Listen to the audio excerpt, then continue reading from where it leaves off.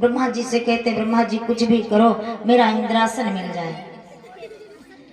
ब्रह्मा जी कहने लगे देखो चलो गुरु जी तो मिले नहीं, लेकिन गुरु बृहस्पति जैसे एक संत जी हैं जिनका नाम है विश्वरूप महात्मा।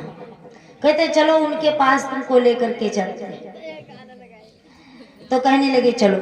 अच्छा संतों का तो जानते ही हो कि संत तो दयालु होते हैं। विश्वरूप महात्मा जब देखा इंद्र को तो कहने लगे तुम गलती करके आए हो, तुमको शिष्य बनाना ठीक नहीं है, लेकिन कोई बात नहीं हमारी शरण में आए हैं, थोड़ी मदद करेंगे।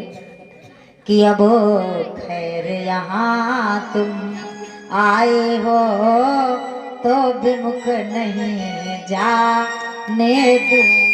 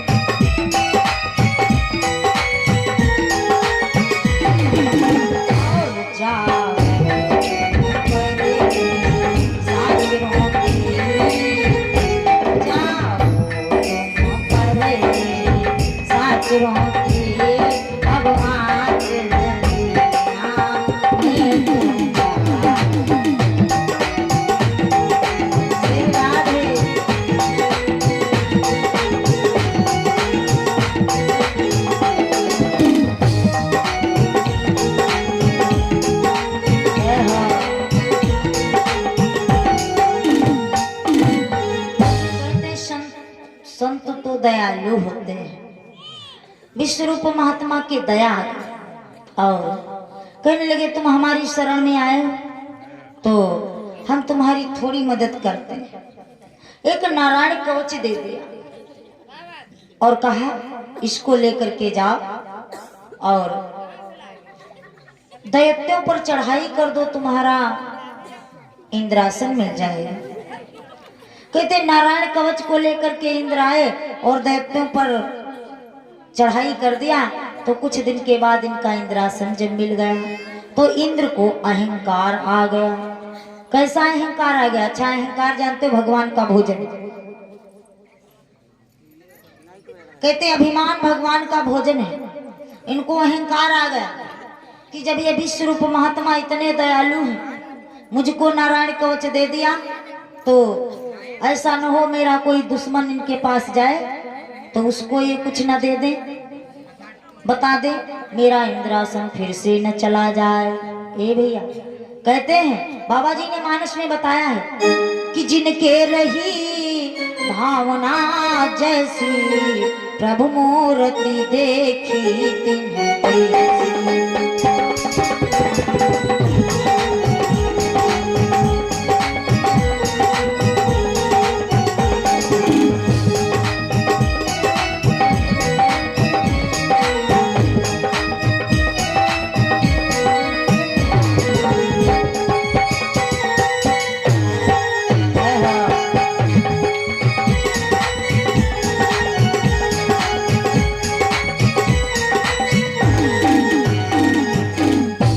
जिनके रही भावना जैसी प्रभु मूर्ति देखी तिन्ह तैसी।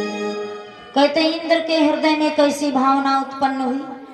ये विश्वरूप महात्मा मेरे दुश्मन को कोई अगर जाए तो कुछ ना बता दे, इससे पहले विश्वरूप महात्मा को ही मार देते। इंद्र क्या किया? एक संत को मार दिया, सर कलम कर दिया, समाप्त कर दी। कहते विश्वरूप महात्मा के पिता का नाम त्रिष्टा, और जब वो सुना मेरे बेटे को इंद्र मार दिया तो वो एक बहुत बड़ी यज्ञ किया और उस यज्ञ में वृत्तासुर राक्षस को प्रकट किया। राक्षस कहने लगा, कहो हमको क्यों बुलाया गया, क्या बात है? तो त्रिष्टा कहने लगे, तुमको इसलिए बुलाया गया, तुम देवताओं पर चढ़ाई कर दो और इंद्र का इंद्रासन छीन करके लाओ। ए भैया, जैसी भावना थी फिर से इंद्र का इंद्रासन छीन गया। अब तो इंद्र मारे मारे घूम रहे। सभी देवता ब्रह्मा जी की शरण में आए। इंद्र ब्रह्मा जी कहने लगे, हम बताइए तब किल देहरान बचाए, अब किल तुम कोई सुनाए बच पाए, क्योंकि अब तो तुम विश्वरूप महात्मा को समाप्त कर दी। रोने लगे। ब्रह्मा जी कोई उपाय करिए, मेरा इंद्रासन मिल जाए। ब्रह्मा जी कहने लगे, हमरे बस की बात नहीं, चलो विष्णु भगवान की शरण में चलते। ए भैया, विष्णु भगवान की शरण में आए। विष्णु भगवान कहने लगे, हमरे बस की बात ना है। भोले बाबा के पास चला, भोले बाबा के पास आए। अच्छा, भोले बाबा तो जानते हो, भोले फिर है भाले। हाँ, भोले बाबा फिर भाले। अगर भोले बन जाए, उनका प्रसन्न कर लो तो जानू नहीं पाओ हम की का वरदान दे दिए। हाँ, भोले बाबा की शरण में आए और इंद्र रोने लगे, अपने हृदय का हाल बताया। भोले बाबा कहने लगे कि देखो, मेरे 5 बाण हैं, अगर मेरे 5 बाण मिल जाए तो वृत्तासुर राक्षस मर सकता है। कहने लगे, प्रभु तो वो बाण है कहाँ? कहते, मेरे शिष्य परशुराम के पास है 5 बाण। ए भैया, परशुराम को ढूंढा जाने लगा और जब परशुराम को ढूंढा गया, परशुराम से पूछा गया तो कहने लगे, 5 बाण तो थे हमारे पास, लेकिन प्रभु आप ही तो कहा था कि ये पृथ्वी पर नहीं रखे जाएंगे। तो मैं बहुत दिन तक लिए खड़ा रहा, जब कोई नहीं मांगा तो मैं एक महात्मा को धरोहर में दे दी। कहते, वो महात्मा कौन है? कहते हैं, कन्नौज नगर के महात्मा दधीज, जिनको मैं 5 बाण दे दी। भोले बाबा ध्यान धर के देखा, अरे अब तो गजब हो गया। महात्मा दधीज बहुत दिन तक 5 बाण लिए खड़े रहे, जब कोई नहीं मांगा तो क्या किया, 5 बाणों को घोट घोट घोट कर पी गए। सुखदेव जी महाराज कहते हैं। अच्छा, महात्मा दधीज कन्नौज नगर के राजा थे। कहते हैं, इनको कुष्ठ रोग हो गया। कैसे हो गया? बचपन में ये पाप कर दिए। कहते हैं, पाप 3 प्रकार से होते हैं, मन से, वचन से, काया से। कहते हैं 3 प्रकार से मनुष्य से पाप हो जाते हैं, मन से, वचन से, काया से। इनको पाप कैसे लग गया? कहते हैं, एक दिन गंगा जी में खेल खेल में थूक दिया था। एक कुंवारी कन्या के प्यास लगी और वो गंगा के पास होकर के जा रही थी, और जो ही गंगा जी से यूं जल निकाला अपने हाथों में, और जो ही पीना चाहा तो उसके हाथों में थूक आ गया। तो श्राप दे दिया, जो दुष्ट ऐसा कर्म किया हो, गंगा जी में थूक दिया हो, उसके कुष्ठ रोग हो जाए। कहते कन्या की श्राप लग गई, इनको कुष्ठ रोग हो गया। कहते हैं, पहले दवाइयां नहीं थी। पहले कौन सी दवाइयां चलती थी? जड़ी बूटी वाली, होम्योपैथी। अब बताओ, पूछो ना, बड़ी दवाइयां बताइए, तुरंत बुखार आवे तुरंत पहुंचो, बताइए डॉक्टर हुआ हैं। और बताइए, या का फिटिया टिकिया बहुत बढ़िया चली, फिट ले लो, फिट खाए लो, तुरंत तुम हो फिट। अंग्रेजी दवाइयां बहुत चल गई। और एक बात और है, तब वैद रहे तो वैद नारी पकड़ के दवा देते रहे होम्योपैथी। अब भैया डॉक्टरन की बात पूछबे न करो, वही तो महज पूछत लेटरीन के चक्कर जाते, पेट कैसे राहत बताओ।